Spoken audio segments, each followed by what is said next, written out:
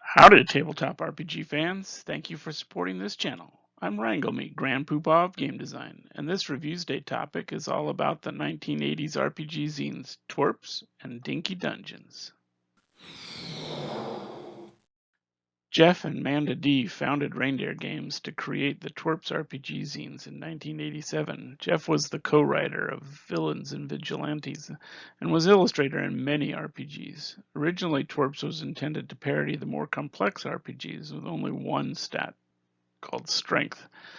Each game was 8 pages long and included several cardstock inserts and came in a Ziploc bag with some 20-sided die marked 0 to 9 twice. The first set was called Basic Rules. Came in a pink RPG zine that also included some cardstock for things like game tokens, battle maps, and a character sheet. It also included the 20-sided die that was marked 0 to 9 twice for a D10. TWERPS had a lot of add-on books, and I certainly didn't purchase all of them, but I had quite a few.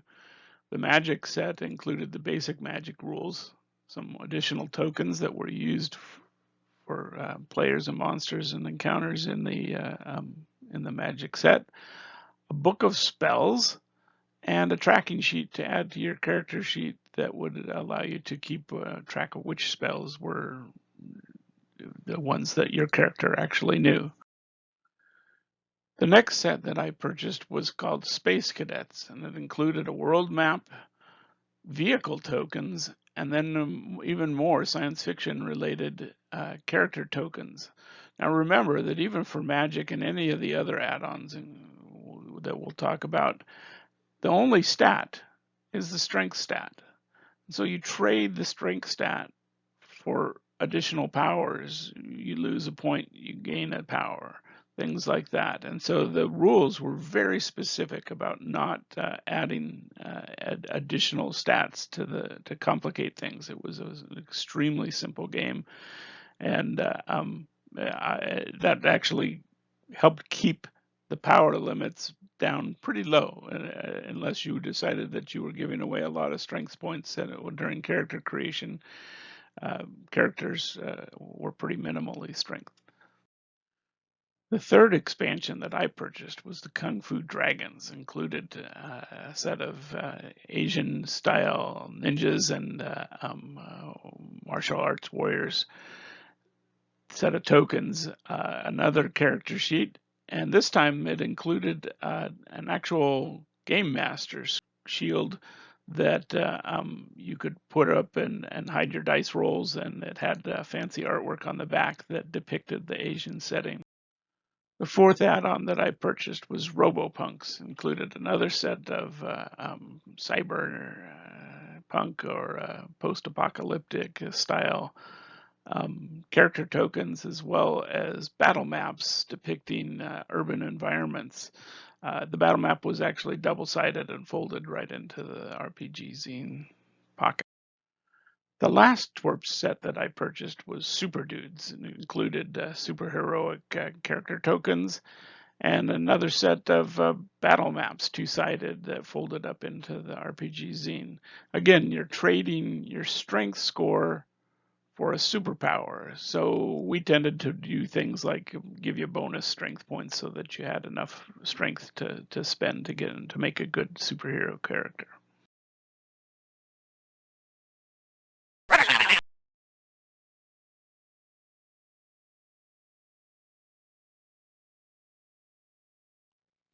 As much as I enjoyed TWERPS and the work of Jeff and Amanda D, it was really Dinky Dungeons that was probably my favorite RPG zine from the 80s. It was self-published in 1985. I purchased my copy at DunderCon for $1 at the Oakland Hyatt. It included 32 tiny pages, 2 tiny character sheets, double-sided, 2-sided battle map, a GM screen, errata, and an ad to mail in for a catalog, plus 2 tiny 6-sided dice. The designer was Dr. Doc Elliott, and it was edited by Phil Morrissey of Doc Games and Uncle Morty Productions. The cover artist was Jeff Swadley with interior art by Doc and Phil. I found out while doing research on this for the video that my friend Jeff Perriman, who I worked with back in '94 and '95, actually worked on the second edition of this and did some artwork, and still to this day works with the crew that produced Dinky Dungeons.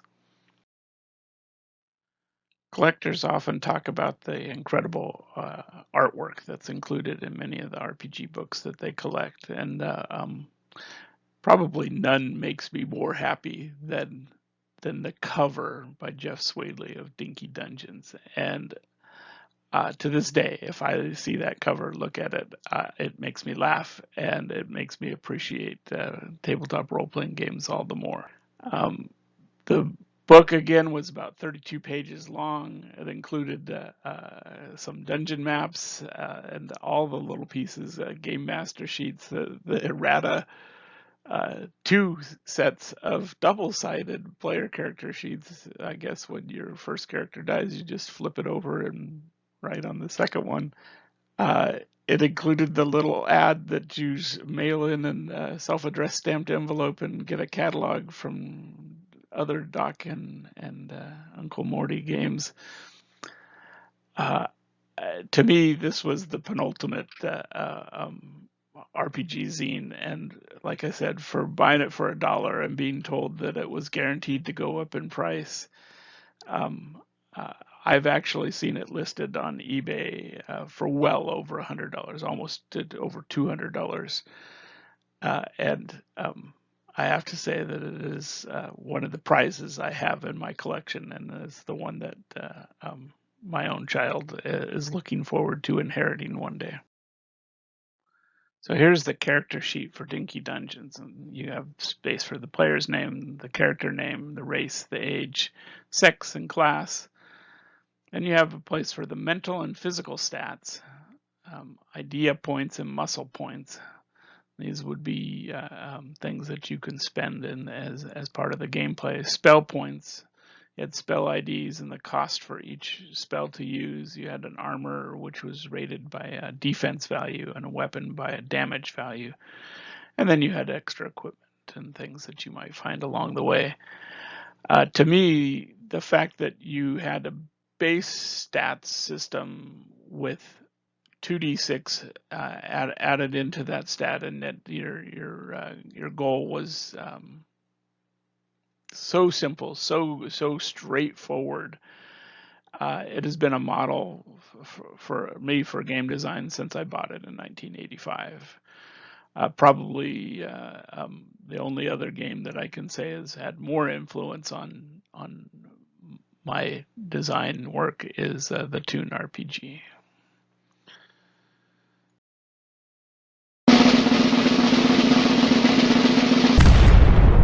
This episode is brought to you by Kaboomkin, the smaller, faster, funnier RPG of cartoon, fairy tale, post-apocalypse mayhem. It's time to blow stuff up. Get it now at www.kaboomkin.com.